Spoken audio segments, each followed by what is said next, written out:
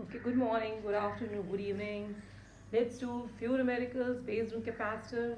We have done already most of the theory part of capacitors. Now today let's do only and only numericals based on capacitors. First of all, let's see what all the formulas we'll be using in this. Very first, I'm just writing the formulas. First of all, we know for parallel plate capacitor K epsilon naught A by D. Just mind you that if this is the capacitor, this is positive charge plus Q minus Q. The distance between them is D and the area of each plate. It should be drawn like this, but in short we draw like this only. So it is like this. Symbol is this, that's why I was drawing it in this manner. It means that these are plates only. So area of cross section of each plate is A, distance between them is D, charge on each is D. And what is K? K is the dielectric constant of the material or the medium which is over here.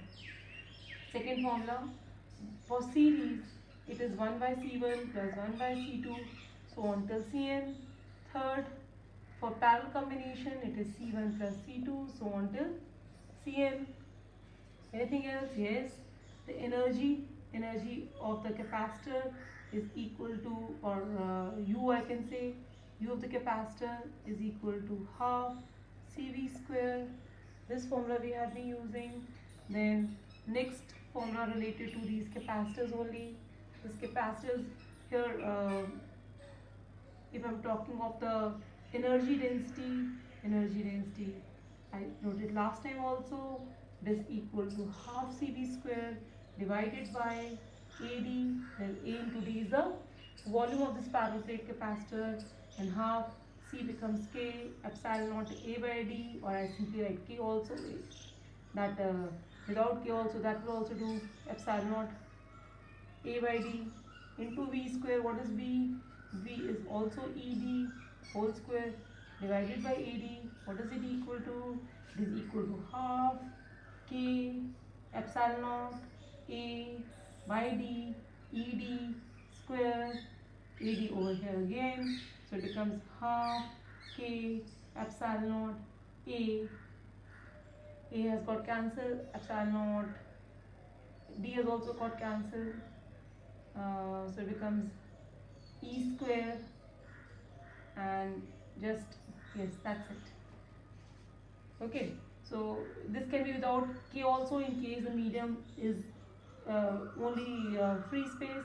That means this formula half K epsilon A square, or I can write it as this can also be written as half epsilon naught E square. That's it, in case the material is free space. These formulas we'll be using. Let's start and charge. Okay, not charge the capacitor, charge that way, but do the numericals. I start from the very basic one. The basic formula. Question is, what is the effect on the capacitance of a parallel plate capacitor if distance between its plates is double? Such questions are asked just to basically ask you the formula. Answer, what does it mean? C we already know, it is equal to K epsilon naught A by D. What are they asking? Distance between the two plates is doubled. If D is doubled, that means D dash is equal to 2 times D. What is C dash? C dash is K epsilon naught A by 2D, which is equal to half K epsilon naught A by D. Okay, so this is equal to half C. New capacitance is half of the previous one. Similarly, if the question is changed, like if the question is, what is the effect on the capacitance of a parallel plate capacitor if distance between its plates क्या होगा? Area of its plates is double. Area of its plates is double. Area of its plate. Question ऐसे change हो जाता है. यहाँ तो हमने distance change करे, area is double. Again we write C A epsilon naught A by D. I say A dash is equal to 2 times A. So what is C dash? C dash is K epsilon naught A dash by D, which becomes 2 times K epsilon naught A by D, which is equal to 2 times C. That's what it is. So basically they are asking the formula and how the two are related to each other. This C is directly proportional to A but inversely proportional to D. Many a times this graph might also be asked. Plot a graph between C and A where all others are constant. So if I am plotting a graph between C and A where all other things are constant, it will be like this. In case a graph is to be plotted between C and D where rest of them are constant, like this. So basically they are asking the inverse and direct proportionality relation between the two. Okay. Now let's come to the other part. Now starting off with a series of questions. In all these questions, I'm starting with very easy one. You are supposed to ask what is the total capacitance, then total charge, total voltage, voltage across each capacitor, and voltage, electric charge for each capacitor. The question is, find the total or equivalent capacitance, total charge, total voltage, charge and voltage across each capacitor. This is a general question. We will be doing a series, at least 6-7 questions based on the same question itself. So I am starting with the first diagram, A part. A part, I am taking just 2 capacitors, and these 2 capacitors on series. I am taking 2 capacitors. Let's say C1 is equal to 1 microfarad, C2 is equal to 2 microfarad. The voltage across this, it is 6 volts, let's say. Now let's find out the total capacitance first. I'll write C1 and C2 are in series. Since C1 and C2 are in series, it's very simple.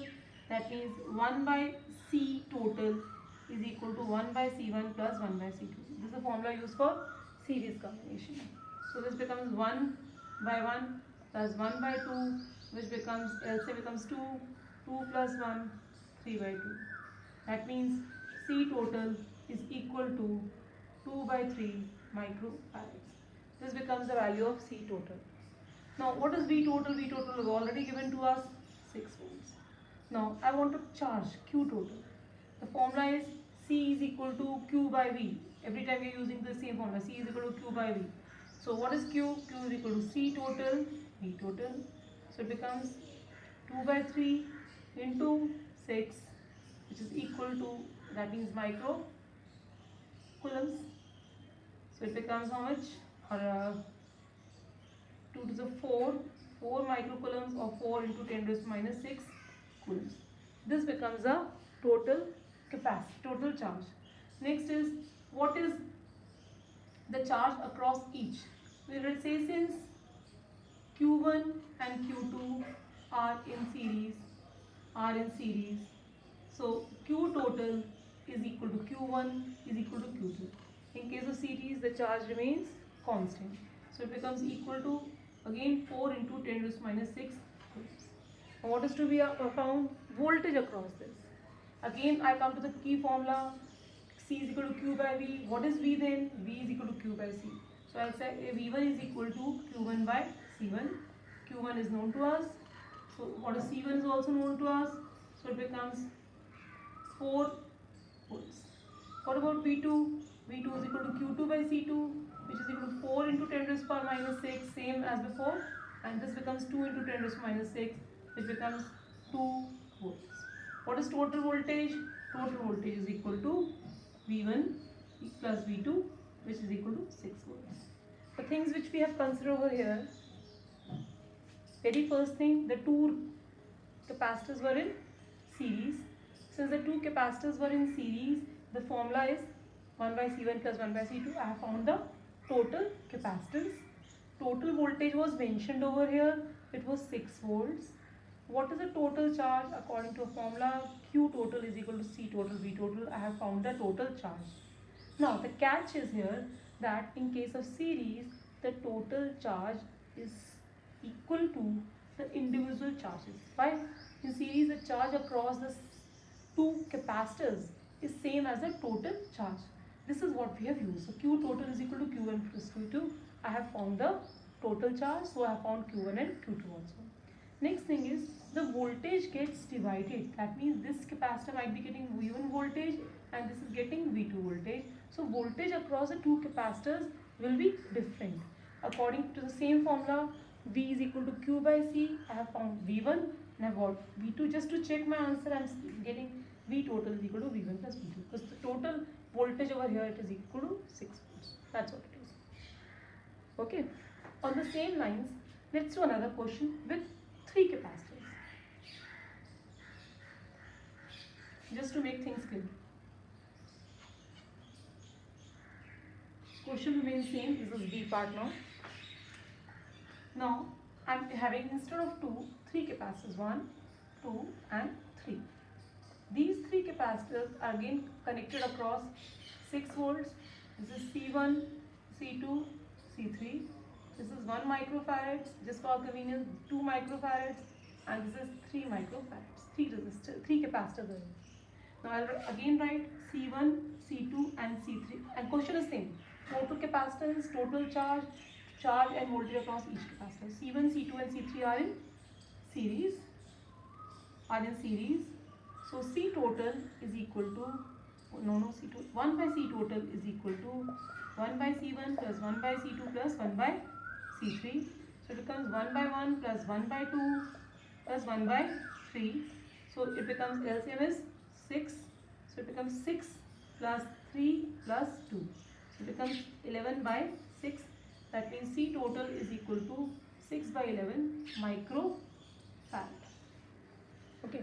Again on the same line, Q total is equal to C total into V total. Using the same formula, C is equal to Q by V. What is C total here? C total 6 by 11 into 10 raised to minus 6. Microfarad is a micrometer. Then V total is 6. So it becomes 36 by 11 into 10 raised to minus 6 coulombs. This is Q total. Now, again these three things are in series. So Q total is equal to Q1 is equal to Q2 is equal to Q3 is equal to 36 by 11 into 10 raised to minus 6 coulombs. Now, what will be the value of these V1, V2 and V3? Again, V1 is equal to Q1 by C1. Q1 कितना हुआ पर? Q1 is same 36 by 11 into 10 raised to minus 6. What is C1? 1 into 10 raised to minus 6, which is equal to 36 by 11 volts. So let's find out what is V2.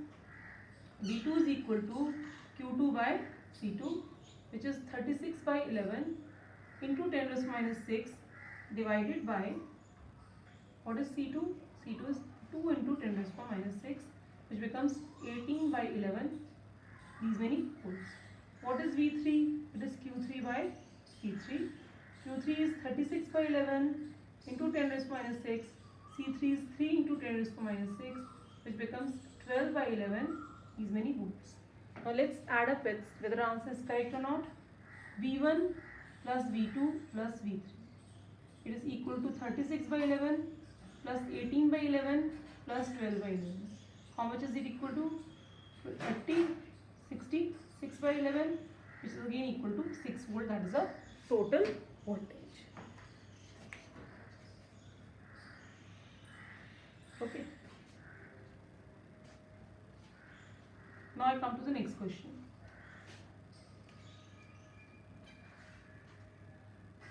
Now let's consider the parallel combination. This is C part now, parallel combination. Let me say I have two capacitors, C1 1 microfarad and C2 is equal to 2 microfarad, and both of them are in parallel, and the is again connected to our same voltage 6 volts. हमने नए नहीं खरीदे, हम voltage supply ना capacitor उन्हीं का combination देख रहे हैं. देखें अब सीरीज में तो चार्ज कांस्टेंट रहता, यहाँ वोल्टेज सेम रहती है कि पहले से ये याद रखा है वोल्टेज इसमें भी 6 वोल्ट्स होगी V1 में और ये V2 जो है उसमें भी 6 वोल्ट्स रहेगी क्योंकि वोल्टेज क्या रहती है कांस्टेंट. क्या डिवाइड होता है यहाँ पर चार्ज. अब इसी तरीके से करते हैं.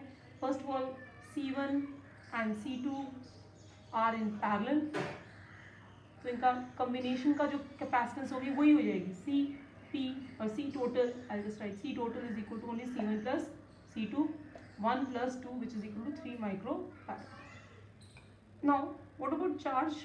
Q total is equal to C total V total. Okay, so what is C total? 3 into 10 raised minus 6. What is V total? 6. So it becomes 18 into 10 raised minus 6 coulombs. Now what about total voltage? Total voltage is equal to V1 is equal to V2 which is equal to how much? 6 volts. Now let's calculate the value of Q1 and Q2. What is Q1? Q1 is equal to C1 into V1. The value of C1 is known to us. यहाँ voltage पहले से हुआ था, charge सबका same हो गया था, voltage same है, उसी चीज़ को यूज़ करें. Q1 is equal to C1 into V1. C1 की वैल्यू 1 into 10 raised minus 6. इसकी वैल्यू 6 तो हो गया 6 into 10 raised minus 6. Q2 देखते हैं. Q2 C2 into V2 and it is equal to C2 की वैल्यू 2 into 10 raised minus 6. इसकी value 6 तो क्या 12 into 10 raised minus 6 coulombs. अब ज़रा चेक कर लेते हैं Q1 प्लस Q2 क्या आया. Q1 प्लस Q2 आ गया 6 plus 12 into 10 raised minus 6 that is 18 into 10 raised minus 6. हमारा आंसर बिल्कुल मैच कर रहा है Q टोटल के साथ. ठीक है, तो कैपेसिटर टोटल निकाल दिया और टोटल चार्ज निकाल दिया, वोल्टेज अक्रॉस ईच कैपेसिटर निकाल दिया और चार्ज अक्रॉस ईच कैपेसिटर निकाल दिया. Looks easy. हाँ, let's do another question. Let's take 3 capacitors now.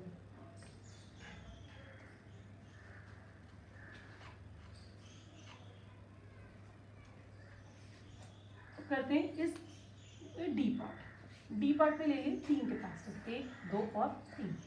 इन तीनों को लगा दिया हमने किसमें सीरीज में. सॉरी पैरेलल कॉम्बिनेशन ये तो कर चुके हैं.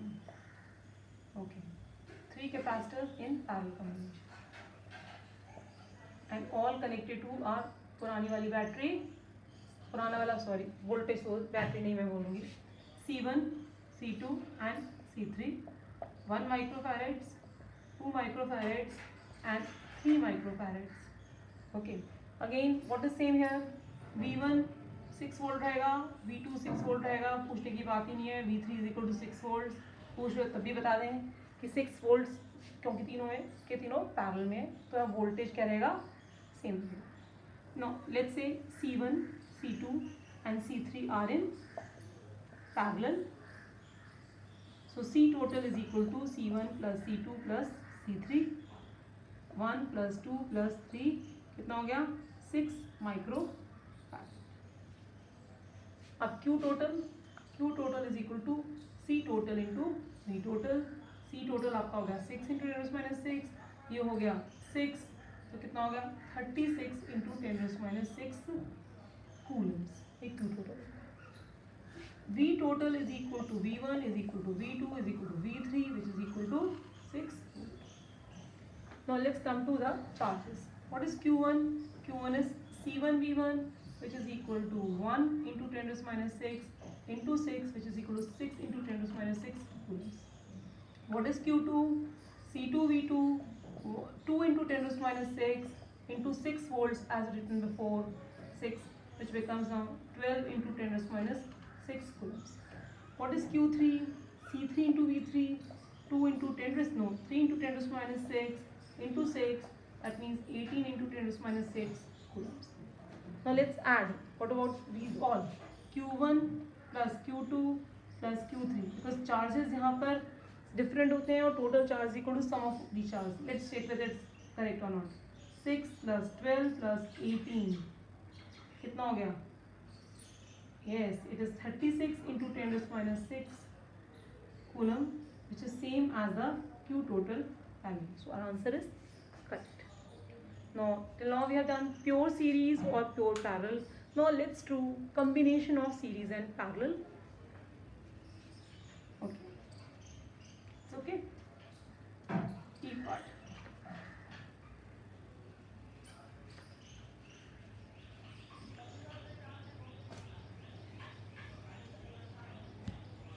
Now, let's say in this question, I have two capacitors which are in series, and this is further connected to one capacitor in parallel.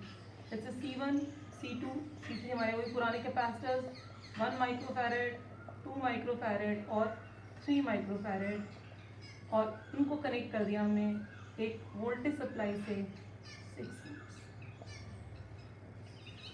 पहले तो टोटल कैपेसिटेंस निकाल लेते हैं. हम लिखते हैं कि C1 and C2 are in series. So CS 1 by CS is equal to 1 by C1 plus 1 by C2.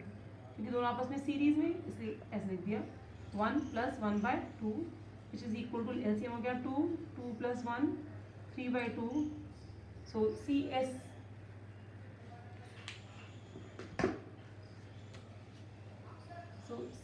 is equal to 2 by 3 microfarad. What is what is C total? Then I'll say CS and C3 are in series or parallel? Are in parallel. So C total is equal to CS plus C3, which is equal to CS is 2 by 3 plus 3, which becomes 9, 11 by 3 microfarad. 11 by 3 microfarad. This becomes C total. Now, what about charge? Q total. Q total is equal to C total into V total. What is C total? C total just now got 11 by 3 into 10 raised to minus 6 into microfarads है 6. V total क्या है 6, तो कितना हो गया ये 22 into 10 raised to minus 6. These many coulombs. दोबारा जरा देखते हैं. यहाँ पर C1 और C2 क्या थे, आपस में सीरीज में थे. इनके इसलिए रेसिप्रोकल्स ऐड करें 1 by 1 plus 1 by 2. आंसर आ गया 2 plus 1 3, 3 by 2, 3 by 2 का रेसिप्रोकल क्योंकि 1 by CS था, तो CS आ गया 2 by 3 माइक्रोफैराड. अब इन दोनों का कम्बिनेशन और C3 आपस में क्या है, पैरेलल में है, तो सिंपली हम ऐड करेंगे CS plus C3, that means 2 by 3 plus 3, तो क्या हो गया 11 by 3 microfarad. So what is total charge? Total charge is C total, V total. C total हो गया 11 by 3 into 10 raised to minus 6 microfarad से 3 into 6, that becomes 22 into 10 raised to minus 6 coulombs. This becomes my total capacitance. Total charge. Now, if you see the circuit, this is in parallel with this battery with this source of voltage 6 volts, and these two in combined they are in parallel with this 6 volt power supply. So what I can say is that the voltage across V3 is equal to V total. That means V3 is equal to what? 6 volt. If V3 is equal to 6 volt, what is Q3? Q3 is equal to C3 into V3. C3 value is 3 into 10 raised to minus 6. What is V3? V3 is 6. So it becomes equal to 18 into 10 raised to minus 6, these many coulombs. What is the total charge? Total charge is 22 into 10 raised to minus 6. So this total charge is coming till here, Q total. But some of the charge, that is Q3, has come over here. What is the leftover charge? QT minus Q3. And now C1 and C2 are in series, तो जो भी बचा हुआ charge है दोनों को same ही मिलेगा. That means Q1 equal to Q2 is equal to Q total minus Q3. That means it is equal to 22 minus 18 into 10 raised to minus 6. तो कितना हो गया इसका? It becomes equal to, yes, 4 into 10 raised to minus 6. That means the total charge across C1 and C2, it is coming out to be 4. Did I commit a mistake somewhere here? No. C3 is 3 and voltage is 6, so it becomes 6 into 18. अगर गलती होगी पता ही लग जाएगा। अब चलते हैं voltage V1 और V2 क्या होगा। V1 होगा Q1 बाय C1। Q1 की वैल्यू देखते हैं क्या है, Q1 की वैल्यू तो 4 इंटू 10⁻6 ही आ गई। C1 की वैल्यू क्या है 1 इंटू 10⁻6, क्या आ गया ये 4। V2 की बात करते हैं Q2 बाय C2। Q क्या है 4 इंटू 10⁻6, अभी हमने सॉल्व करा था। ये क्या है 2 इंटू 10⁻6, तो ये क्या हो गया 2 वोल्ट। अब टोटल ऐड करते हैं, V टोटल क्या हुआ, इसके क्रॉस V1 और इसके क्रॉस V2, 2 + 4 6, इसके क्रॉस भी 6 और टोटल भी यहाँ पर 6, क्योंकि आपस में C1 और C2 सीरीज में है, पर इस पूरे इसके साथ ये पैरेलल में है। C3 डायरेक्टली आप देख रहे हैं पैरेलल में, तो C3 क्रॉस भी 6 हो गई, इनकी मिलाकर V1 + V2 क्या हो गई, वो भी 6 वोल्ट्स हो गई। ठीक है, okay. Let's do another question, थोड़ा और क्लियर होगा हमें। अब करते हैं F पार्ट। F पार्ट में क्या करते हैं कि दोबारा अब एक रेजिस्टर आपका ऐसे था, सॉरी एक कैपेसिटर आपका ऐसे था, एक कैपेसिटर ऐसे, और अब ये थर्ड कैपेसिटर इस तरह से कनेक्ट कर देते हैं। ओके, ये C1 1 माइक्रोफैरेड, C2 2 माइक्रोफैरेड और C3 3 माइक्रोफैरेड। अपना वही 6 वोल्ट्स का वोल्टेज दे देते हैं इसको। अब इस क्वेश्चन में देखिएगा, जो पहला क्वेश्चन था उसका थोड़ा सा उल्टा करके दिया हुआ है। यहाँ C1 और C2 आपस में पैरेलल में है, और जो थर्ड रेजिस्टर है C3 वो इसके साथ किस में लगा हुआ है, सीरीज में लगा हुआ है। यानी कि C1 और C2 को मिलाकर जो चार्ज मिलेगा वही चार्ज C3 को मिलेगा। ठीक है, अब स्टार्ट करते हैं। C1 and C2 are in parallel.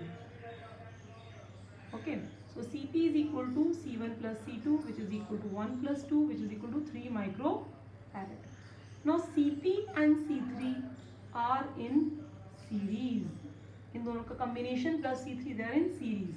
So my C total is equal to, not C total, 1 by C total is equal to 1 by Cp plus 1 by C3. अब देखते हैं, that means 1 by C total is equal to 1 by 3 plus 1 by 3, which becomes 2 by 3, और C total is equal to 3 by 2 micro. ये तो हो गया C total। अब निकालते हैं इससे Q total। Q total is equal to C total V total। C total की वैल्यू 3 by 2 10⁻6, इसको करा 6 से मल्टीप्लाई, क्योंकि टोटल वोल्टेज हमें बस कितनी थी 6 वोल्ट थी, देख ही रहो 6 volt is the total voltage V total। तो इसकी वैल्यू कितनी हो गई, 3 3 9, 9 into 10⁻6 these many coulombs is the total charge। अब जो टोटल चार्ज है वही चार्ज C3 का है। क्यों, क्योंकि ये इसके साथ पावर सप्लाई के साथ डायरेक्टली सीरीज में। So Q total is equal to Q3 which is equal to 9 into 10⁻6 coulombs। ठीक है, यानी कि अब इसकी वोल्टेज आप निकाल सकते हैं किसके अक्रॉस, Q3 के across. What is V3?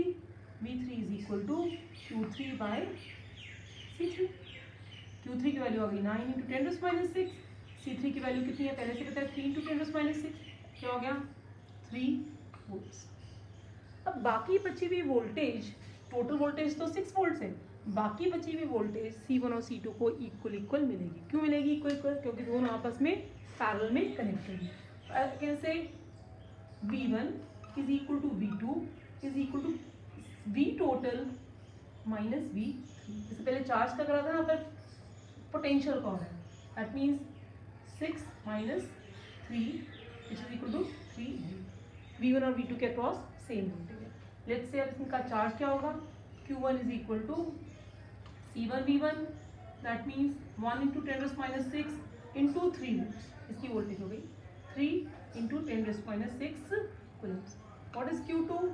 C2 V2, that means 2 into 10⁻6, V2 की वैल्यू कितनी है दोबारा 3, that means 6 into 10⁻6। देखते हैं कि Q1 plus Q2 क्या है, इससे मेरा थोड़ा आइडिया हो जाएगा। 3 plus 6 9 into 10⁻6 coulombs। सही आ रहा है, इनका कंबाइन है और टोटल जो है वो सेम होना चाहिए। इट्स ओके, सो आप answer is correct. In question अपने आप ही करेक्शन कर पाते हैं कि टोटल क्या है उससे। ठीक है, ओके, ये सब क्लियर हुआ। अब चलते हैं एक NCERT का क्वेश्चन करते हैं।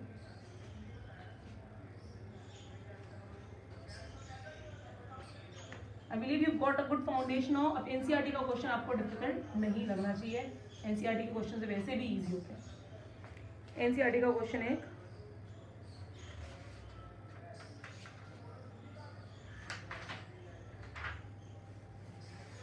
ओके, ऐसे लगे हुए हैं 1 2 3 इस टाइप से, और ये चौथा रजिस्टर कुछ इस टाइप से ये लगे. ओके, अब ये क्वेश्चन में पूछ रहे हैं, जैसे हर एक की वैल्यू ये देते हैं. C1 इज इक्वल टू, मैं अपनी मर्जी से देती हूँ, थोड़ा बढ़ जाते हैं, 100 microfarad. C2 is equal to 100 microfarad. C3 is also equal to 100 microfarad. C4 is equal to 100 microfarad. सबकी वैल्यू सेम दे रहे हैं. अब ये पूछ रहे हैं, और यहाँ पर लगा दिए उन्होंने से 100 वोल्ट. 100 के बहुत फैन है. अब ये पूछ रहे हैं कि इस पूरे सर्किट की इक्विवेलेंट कैपेसिटेंस बताओ, टोटल वोल्टेज बताओ, चार्ज बताओ, वोल्टेज अक्रॉस ईच कैपेसिटर.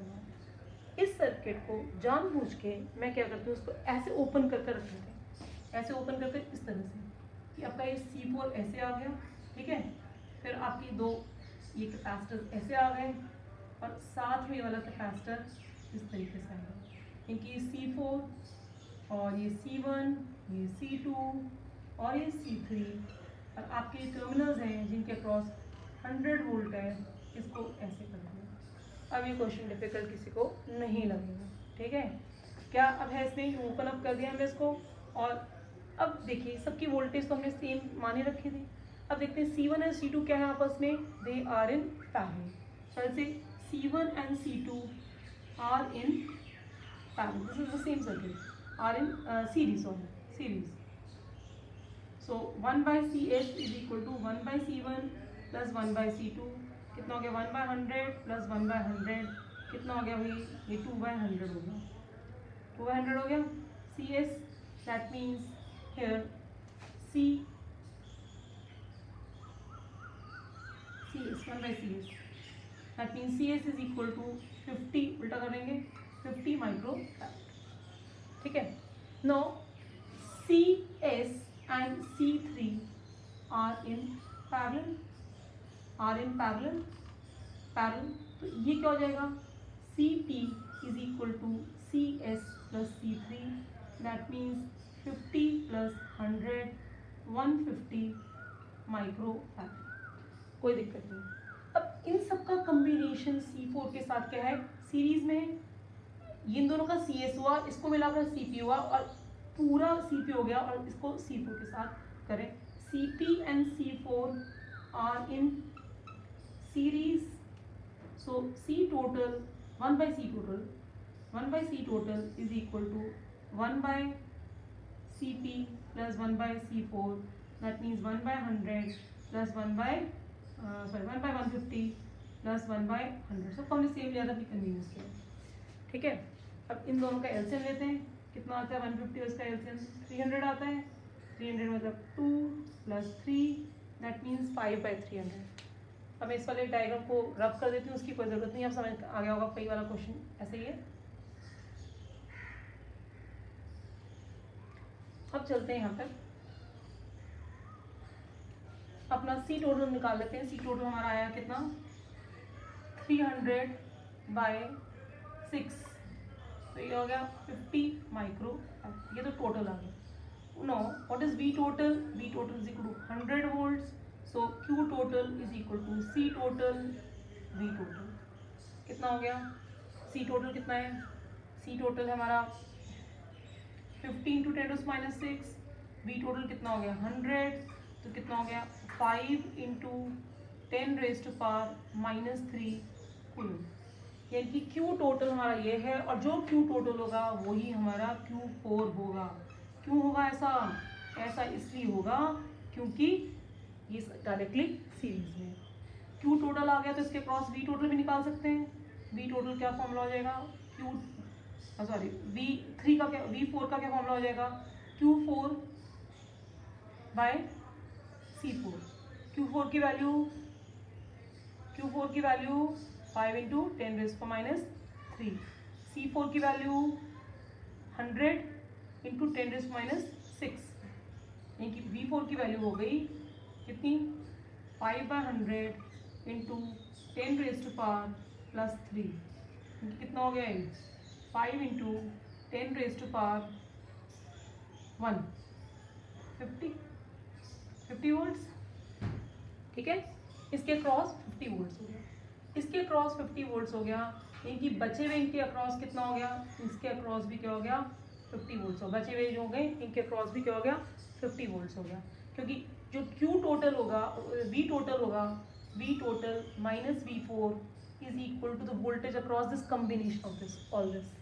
ठीक है, अब क्योंकि C3 डायरेक्टली इसके साथ इस वाले 50 वोल्ट्स के साथ पैरेलल में है, तो इसकी जो वोल्टेज हो जाएगी V3 इज ऑल्सो 50 वोल्ट्स। अगर V3 की वैल्यू 50 वोल्ट्स आ गई तो उसके अक्रॉस आप Q3 निकाल सकते हैं। Q3 क्या हो जाता है C3 V3, C3 की वैल्यू 100 इंटू 10⁻⁶, V3 की वैल्यू 50 इंटू 50, तो क्या हो गया 5 इंटू 10⁻³ कूलम्स। ठीक है, अब चलते हैं Q टोटल पे। Q टोटल कितना था 5 इंटू 10⁻³ Q4 था ना, yes Q3 and V3, I come to that part. Q4 was 5 into 10⁻³, V4 was 5 into, so it became 5 into 10⁻⁻1 which becomes 50 volts, V3 was 50 volts, this was getting 50 volts. अब C3 की value जो है, C3 की value क्या है, C3 is equal to V3 100 into 10⁻⁶, V3 की value यहाँ पर इसके अक्रॉस क्या है 50, तो ये हो गया 5 into 10⁻³ कूलम्स। ये किसकी वैल्यू हो गई है Q3 की वैल्यू हो गई। अब एक बात समझने वाली है, यहाँ पर 5 into 10⁻³ कूलम्स यहाँ पर चार्ज आ गया, बाकी C1 और C2 के अक्रॉस चार्ज क्या आएगा, यस सारा चार्ज तो इसी ने ले लिया लगता है। Q total was equal to Q4, that is right. C total ज़रा दोबारा चेक करते हैं, आगे सीरीज़ में ये दोनों थे तो आपका गया 2/50, तो CS आ गया आपका 50 माइक्रोफैरड, CS5 और C3 आपस में क्या थे पैरेलल में थे, तो इन दोनों का वोल्टेज हो गई 50 और 150 हो गया। C टोटल हो गया CP 150 प्लस 1/100, दैट मीन्स इसका एलसीएम हमने लिया 300 हो गया, 2 इसके लिए 3 इसके लिए, 3 plus 5 by okay I just मेरा मिस्टेक हो गया यहाँ 5 3 60 microfarads. Now this becomes 60 into 10⁻⁶, 60 into 10⁻⁶, यहाँ पर दोबारा 6 इंटू 10⁻3, तो ये भी हो गया 6 into 10⁻3। Now what is V4? V4 is 6 into 10⁻³ divided by 100 into 10⁻⁶. That means V4 becomes 6. This is also 660 volts. This is my mistake. So this was how much? This was equal to 60 volts. The voltage across here. V3 क्या हो जाएगा? V3 is equal to कितना हुआ? V3 इन दोनों का बचा हुआ total 100 है, तो कितना हो गया 40 वोल्ट्स हो गया। अब Q3 की वैल्यू निकालते हैं, ये C3 इंटू V3, C3 की वैल्यू कितनी आई, C3 की वैल्यू आ गई 100 इंटू 10⁻⁶, V3 की वैल्यू आई 40, हो गया 4 इंटू 10⁻³ कुल। अपने गलती पकड़े अभी Q3 is equal to 4 into 10⁻⁻3। क्योंकि मैं रिवाइज करती हूँ, अभी अपने आपको बताया C1 और C2 आपस में सीरीज में है, इन दोनों का रेसिप्रोकल ऐड करेंगे और उसका रेसिप्रोकल लेकर हम करेंगे तो हमें पास ये इन दोनों का सीरीज कॉम्बिनेशन आ गया। C1 और C2 का आपस में सीरीज कॉम्बिनेशन C3 के साथ पैरेलल में है, तो इन दोनों को सिंपली ऐड कर दिया 150 माइक्रोफैरड आ गया। अब ये इनका जो टोटल कॉम्बिनेशन C4 के साथ सीरीज में है, दोबारा रेसिप्रोकल ऐड करें तो आ गया आपका 5/300, उसका रेसिप्रोकल लिया तो 300/5 that is equal to 60 microfarad. V total was how much 100 volts, so Q total is C total into V total which becomes 6 into 10⁻³ देखा C4 डायरेक्टली इसके साथ किस में है सीरीज में है, तो जो Q4 है वही Q total है, तो इसके लिए जो चार्ज आ गया Q into 10⁻³ कूलम्स। V4 क्या हो गया, V4 क्या हो गया, V4 इज Q4/C4, क्योंकि आपका जो फॉर्मूला है उसी से हमने करा, 6 × 10⁻³ डिवाइडेड बाय 100 माइक्रोफैरड्स, आपका V4 की वैल्यू आ गई 60 वोल्ट्स। अब टोटल वोल्टेज थी 100, 60 अगर इसने ले लिया, बचा हुआ कितना हो जाएगा, इसमें बचा हो जाएगा 40 वोल्ट्स। अब Q3 की वैल्यू क्या है, इस C3 के क्रॉस, स्पेशली ओनली C3 के क्रॉस वोल्टेज 40 वोल्ट्स ही है, तो C3 की capacitance into its voltage it becomes 4 × 10⁻³ ये हो गया Q3। Now Q1 is equal to Q2 which is equal to Q total minus Q3। Q total क्या है देखिए ज़रा, Q total था हमारा 6 × 10⁻³ माइनस 4 × 10⁻³ क्या होगा, Q3 की वैल्यू। तो इन दोनों के अक्रॉस जो चार्ज है वो है 2 × 10⁻³ अब बात करें इनके क्रॉस वोल्टेज क्या है, छोटे से यहीं पर हम कर देते हैं, वोल्टेज क्या है इनके क्रॉस, इनके क्रॉस जो वोल्टेज है, voltage V1 is equal to formula हमारा क्या है, Q1/C1। Q1 की वैल्यू 2 × 10⁻³, C1 की वैल्यू कहाँ है, 100 ही पता ही, ढूंढने की ज़रूरत ही नहीं।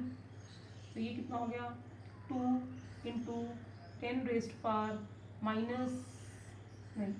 कितना हो गया 200, आंसर करें, -6 को ऊपर लेकर +3 हो गया, और ये हो गया ना 22/100 × 10⁻³ तो कितना हो गया 20 वोल्ट्स। ठीक है, अब चलते हैं V2 पे। V2 is equal to Q2/C2। Q2 कितना है, 2 × 10⁻³, ये कितना हो गया, ये भी इतना ही हो गया, कितना 100 × 10⁻⁶ is again equal to 20 volts. Obviously V1 और V2 दोनों सेम कैपेसिटेंस के, तो इनके अक्रॉस सेम वोल्टेज ही हो गया, सेम ही चार्ज आ रहा है, सेम वोल्टेज 20 वोल्ट्स। तो इसके अक्रॉस 20 वोल्ट्स, इसके क्रॉस भी 20 वोल्ट्स, टोटल मिलाकर 40, और इसके क्रॉस भी 40 वोल्ट्स। दैट करेक्ट सा आंसर ऑल्सो। ठीक है, ये तो कर लिया हमने सीरीज पैरेलल के। अब एक और तरीके से करते हैं इसको।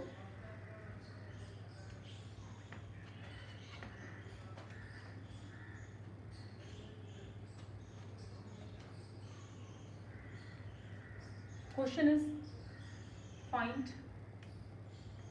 द equivalent capacitance कॉम्बिनेशन में क्या करा इन्होंने, एक ऐसे लिया पॉजिटिवली चार्ज रॉड और उसको इस तरह से रख दिया। ठीक है, ऑब्वियसली ये भी पॉजिटिव है तो ये सारे पॉजिटिव हो जाएंगे, ये पॉजिटिव हो जाएंगे। एक और रॉड ली, उसको कैसे रखा, वो नेगेटिवली चार्ज रॉड थी, उसको ऐसे लिया और उसको इस तरह से रख दिया।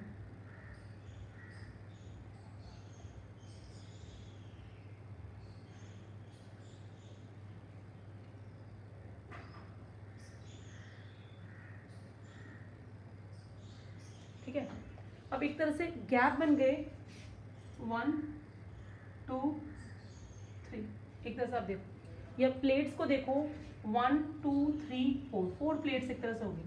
अब ये 4 प्लेट्स जो हैं वो बता रही हैं कि हमारी टोटल जो है इस केस में टोटल इसमें से बताना आपको कैपेसिटेंस क्या है। गिवन ये है कि ये जो प्लेट्स हैं इन सबका एरिया भी सेम है, डिस्टेंस भी शिकायत मैंने थोड़ा कम ज़्यादा वगैरह रखा है, डिस्टेंस भी सबका क्या है, सेम है। ज़रा सोचो और बताओ।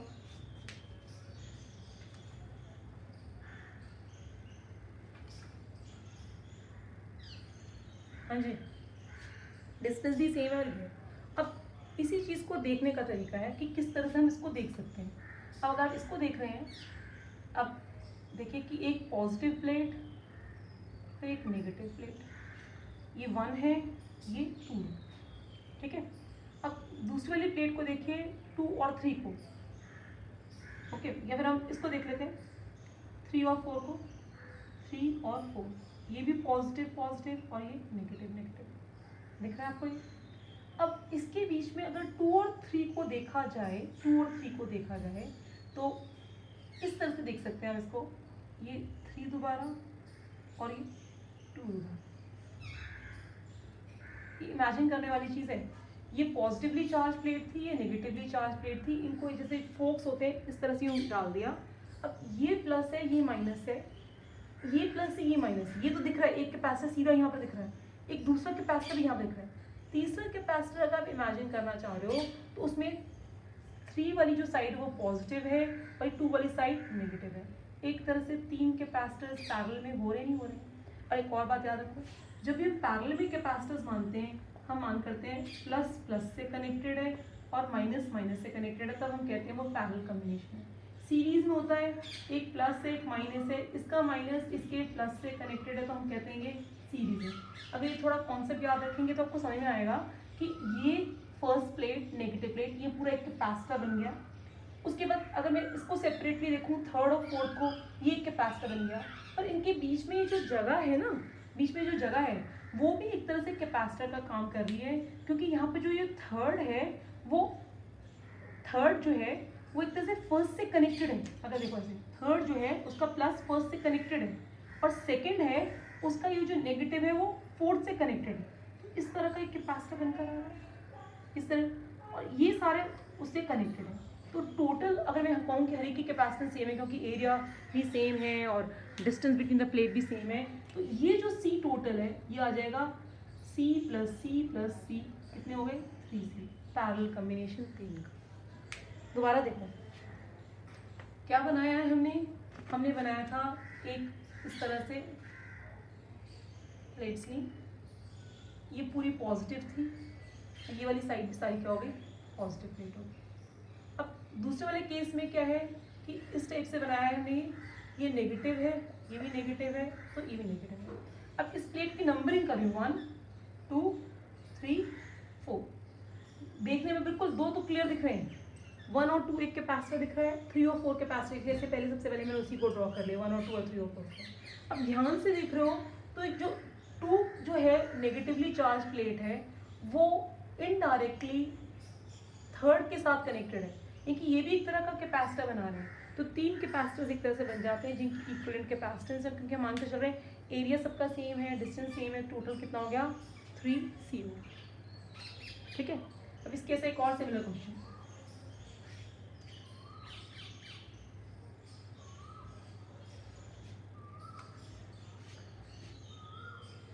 इस केस में क्या है कि ये पूरी की पूरी पॉजिटिवली चार्ज, अब ये दूसरी वाली जो हमारी प्लेट थी इस तरह से ऐसे, उसको हमने ऐसे कनेक्ट कर दिया, ये नेगेटिव वाली साइड, ऐसे P है ये Q है।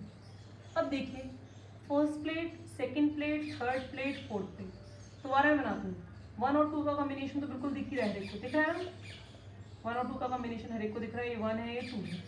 और 3 और 4 का कॉम्बिनेशन भी आपको दिखेगा, 3 और 4 का उल्टा लगा देते हैं, 4 इधर लगा देते हैं, क्योंकि 4 1 से कनेक्टेड, आप देख रहे हैं 4 1 से कनेक्टेड है, 4 और ये 3 जो है किससे कनेक्टेड है 2 से कनेक्टेड, आप देख रहे हैं। बट ये बीच वाला गैप यहाँ पर है ही नहीं, 2 और 3 वाला है ही नहीं, क्योंकि कितने कैपेसिटर्स हो गए, ये सिर्फ 2 ही कैपेसिटर्स हो गए, C is equal to C plus C which is equal to 2C।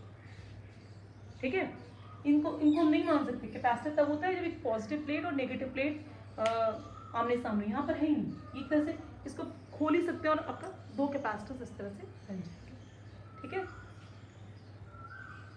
अब चलते हैं तीसरी कैटेगरी पे, इसमें फाइंड द इक्विवेलेंट कैपेसिटेंस निकालना है। सपोज 4 कैपेसिटर्स इस तरह से अरेंज है,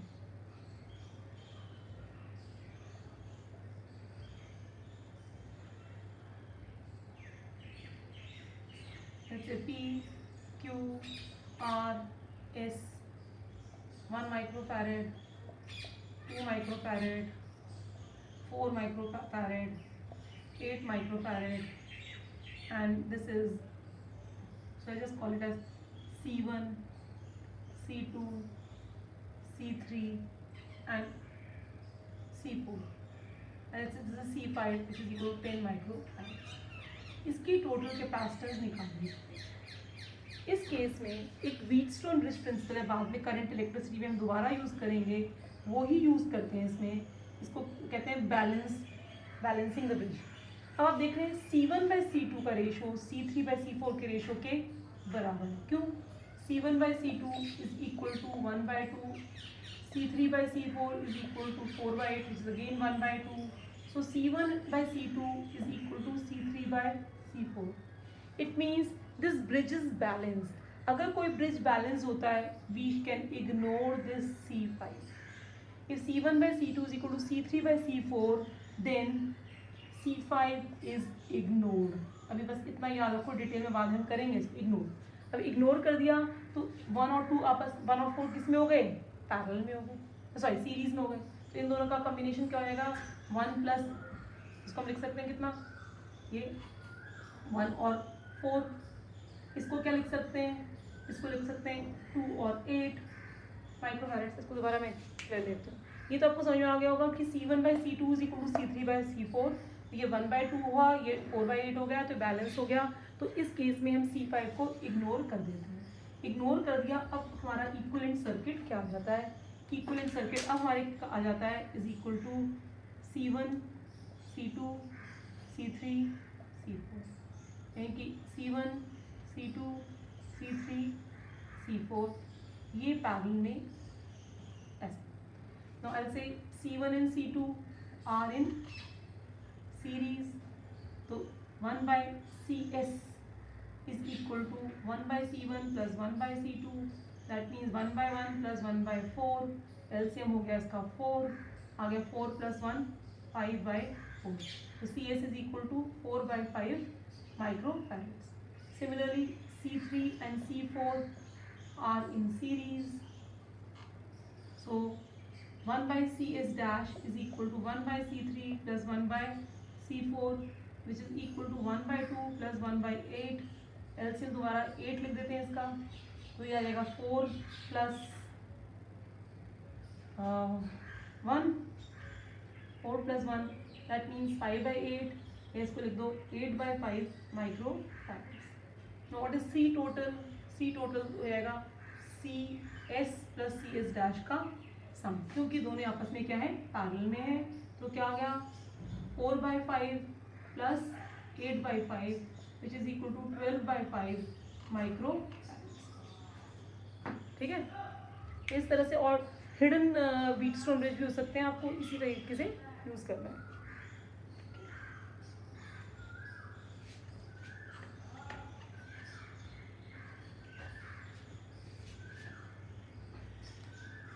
अब एक थर्ड कैटेगरी के क्वेश्चंस आते हैं जिसमें डाइलेक्ट्रिक कांस्टेंट भरा होता है। सिंपल सी बात है, अगर आपके पास एक कैपेसिटर इस तरह से है और आप कह रहे हैं उसके डाइलेक्ट्रिक कांस्टेंट K है, area of each plate is A and the distance between the two plates is D, तो आप कहते हो C is equal to K epsilon naught A/D। अब क्वेश्चन में क्या ट्विस्ट कर रखा है कि suppose this is my capacitor and it is divided into two equal parts. Area of each plate is A only. Distance between the two plates becomes now D/2. This side is filled with the material K1 and this is filled with another material K2 and find the capacitance now. अब इस समझिए कि आपके पास दो plates थी, इस तरह से प्लेट्स थी, समझ में आ रही बात आपको कि ये पॉजिटिवली चार्ज प्लेट थी, ये नेगेटिवली चार्ज प्लेट थी। पहले सिर्फ एक ही मटेरियल भरा होता था, पर उन्होंने कहा नहीं, हम एक डिमार्केशन और बना देते हैं जिससे हमारा कैपेसिटर के अंदर दो हो जाए, ये D/2 हो जाएगा, ये D/2 हो जाएगा। इतने रीजन में हम डाइलेक्ट्रिक कांस्टेंट K1 वाला मटेरियल भर दिया, इसमें K2 वाला भर दिया।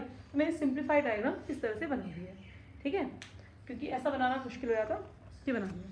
अब इसी चीज़ को हम देखें कि ये प्लस प्लस और प्लस था, ये माइनस माइनस माइनस था। With respect to this side is slightly negative and with respect to this side is slightly positive. So this capacitance, this is equivalent to two capacitors like this, C1 C2 plus plus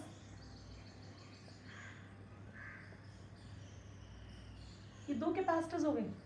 और दो capacitors ऐसे हैं कि C1 की जो capacitance होगी वो होगी K1 epsilon naught A D/2। D/2 क्यों? एरिया ऑफ क्रॉस सेक्शन तो सेम रहा, distance between the two plates क्या हो गया, आधा हो गया। तो क्या हो गया 2 times K1 epsilon naught A by D.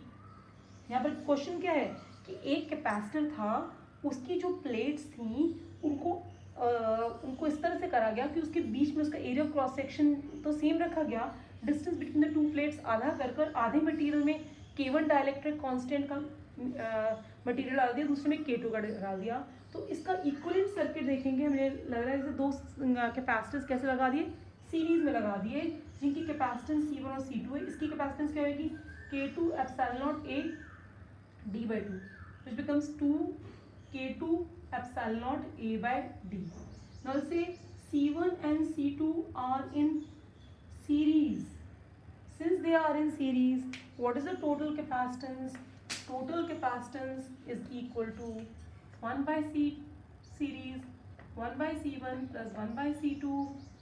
Add करते हैं इसको तो D 2K1 epsilon naught A plus D 2K2 epsilon naught A, common क्या आ गया D2 एप्सिलॉन नॉट A, यहाँ पर हो जाएगा K1 plus K2 divided by K1 into K2। I just take one more step, no problem.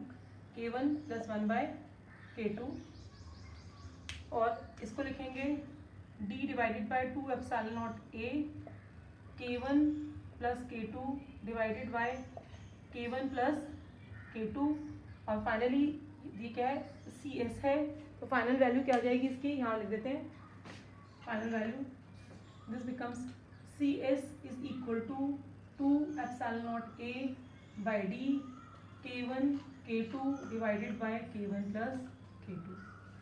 दोबारा repeat कर रही हूँ, एक कैपेसिटर था, उसके बीच में पार्टीशन कर दिया ताकि distance between the two plates G/2 by D/2 हो जाए। आधे मटेरियल में K1 डाइलेक्ट्रिक कांस्टेंट है, आधे में K2 डाइलेक्ट्रिक कांस्टेंट वाला मटेरियल कर दिया। तो इसको अगर हम देखेंगे, इट लुक्स लाइक कि दो कैपेसिटर्स लगाए हुए, कैसे सीरीज में, पैरेलल में, कैसे लगाए हुए, सीरीज में लगाए हुए। हर एक की कैपेसिटेंस क्या होगी, पहले वाले की K1, क्योंकि K1 मटेरियल है, इसमें K1 इसमें मटेरियल है, इसमें K2 मटेरियल है, इसमें डिस्टेंस बाय 2 D/2 है, डिस्टेंस बिटवीन टू प्लेट्स, जहाँ पर एरिया ऑफ क्रॉस सेक्शन दोनों में सेम रहा, वो चेंज नहीं हुआ। तो ये वैल्यू आपकी आ जाएगी, C2 किया जाएगी, दोनों आपस में सीरीज में है तो ये कॉम्बिनेशन में ऐसा लिखते हैं, ठीक है, ओके। अब चलते हैं नेक्स्ट पार्ट, नेक्स्ट एक इसकी ऐसा ही कुछ क्वेश्चन।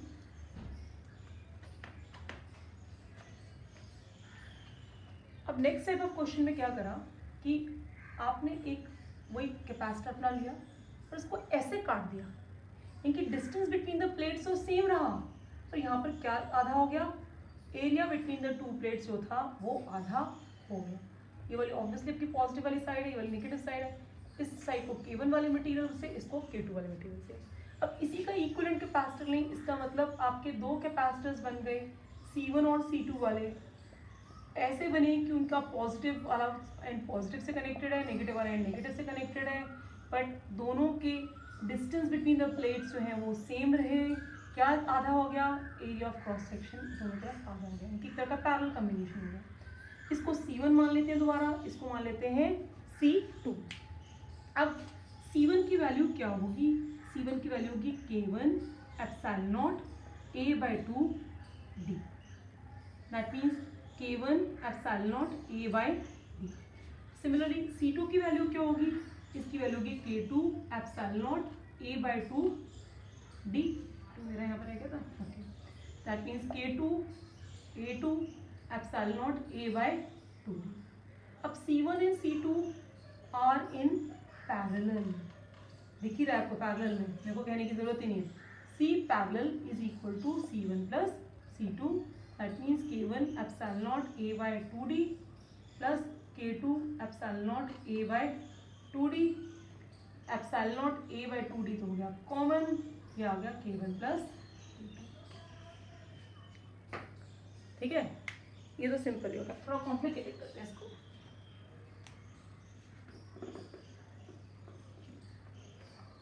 कॉम्प्लिकेटेड कुछ नहीं है, जिसको समझ में आ गया उसके लिए कोई कॉम्प्लिकेशन नहीं। अब क्या करा, ये वही अपना कैपेसिटर था, अब इसका पार्टीशन देखो कैसे करा, 3 पार्टीशन कर दिया इसके। ये तो K1 का ही था, ये K2 ले लिया, ये K3 ले लिया, कि यहाँ distance between the two plates भी डबल्ड है, एरिया ऑफ क्रॉस सेक्शन भी डबल्ड है, बट इसके लिए डिस्टेंस सेम है, सिर्फ एरिया ऑफ क्रॉस सेक्शन का आधा है। ये पॉजिटिव साइड, ये नेगेटिव साइड। इसको देखते हैं कैसे बनकर आएगा। ये बनकर आएगा, एक कैपेसिटर आपका इस तरीके से, दो छोटे कैपेसिटर्स इस तरीके से, लाइक दिस, ठीक है। ये C1, ये C2, ये C3, और यहाँ ये वोल्टेज। आप देख रहे हैं इसमें डिस्टेंस D था, इसमें डिस्टेंस D/2, इसमें डिस्टेंस D/2, पर एरिया सब जगह A/2 ही है, वो क्योंकि डिवाइड हो गया।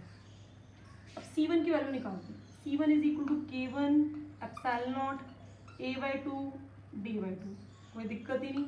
K1 एप्सिलॉन नॉट A/D, वही वाला हमारा फॉर्मूला आ गया।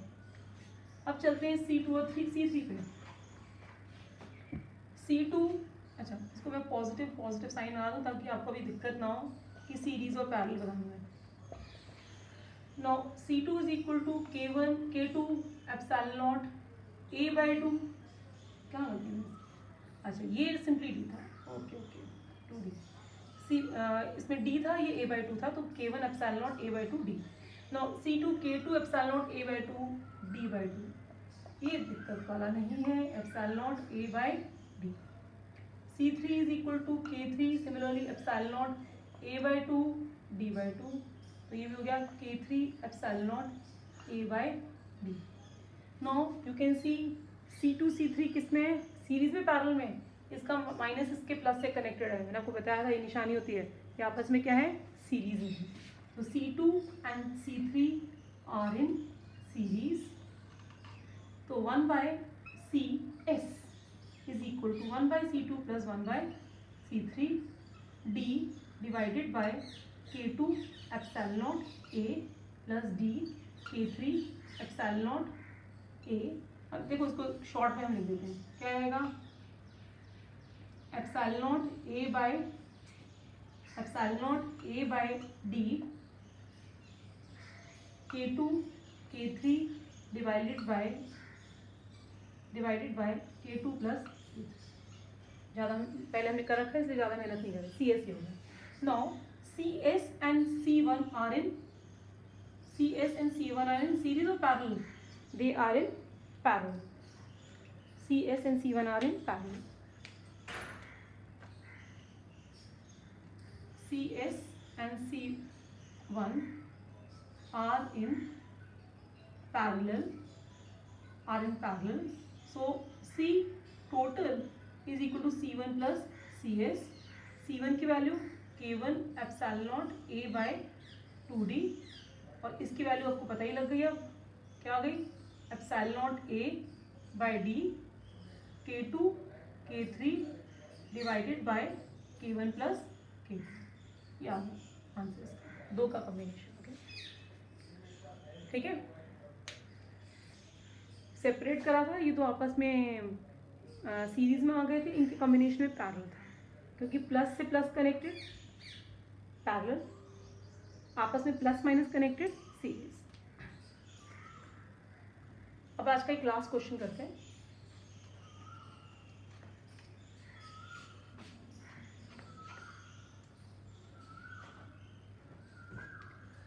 क्वेश्चन क्या है, ये वाला क्वेश्चन है, थोड़ा सा चेंज होकर। अब हमने क्या करा, इसको ऐसे तो डिवाइड कर दिया, यू डिवाइड करा, क्योंकि K1 K2 K3 ये प्लस वाली साइड थी, ये माइनस वाली साइड। अब देखते हैं कैपेसिटेंस कैसे बनकर आए। ठीक है, कैपेसिटेंस कैसे बनकर आए, ये बनकर आएगा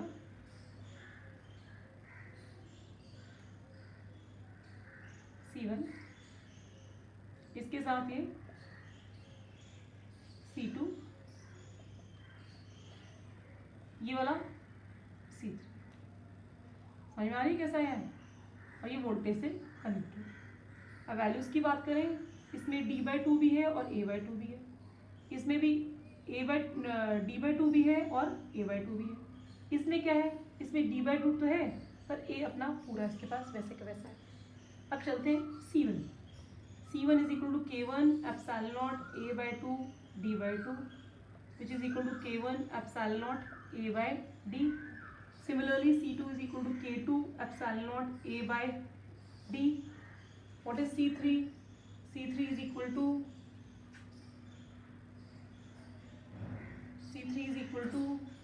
K3 epsilon naught A by 2 और A by 2 तो नहीं है नहीं, A divided by D by 2.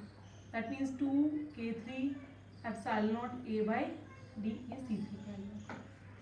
अब लिखते हैं C1 and C2 are in parallel. तो इसका CP क्या हो जाएगा? C1 plus C2. सिंपली लिख देते हैं epsilon naught A by D K1 plus K2 की. तो प्रैक्टिस आपको हो गई है, K1 plus K2. अब ये जो CP और C3 है आपस में किस में है? CP and C3 are in series. तो 1 by C total is equal to 1 by CP plus 1 by C3. 1 by CP तो हमारे पास आ गया था, D divide by epsilon naught A K1 plus K2. C3 क्या हो जाएगा? C3 हो जाएगा plus D 2K3 epsilon naught A, ये हो जाएगा. अब देखते हैं इसमें से कॉमन क्या ले सकते हैं? ले सकते हैं D एप्सिलॉन नॉट A, ये तो ले सकते हैं सब में से कॉमन. क्या रह जाएगा? K1 plus K2 plus 1 by K3. इनका एल्सियम ले लेते हैं. D epsilon naught A, it becomes K3 plus K1 plus K2 divided by K3 K1 plus K2. ये हो गया 1 by C total. So what is C total? C total is equal to epsilon naught A K3 K1 plus K2 whole divided by D K1 plus K2 plus K3. ठीक है? I hope you have understood and keep practicing and have a nice time. Thank you.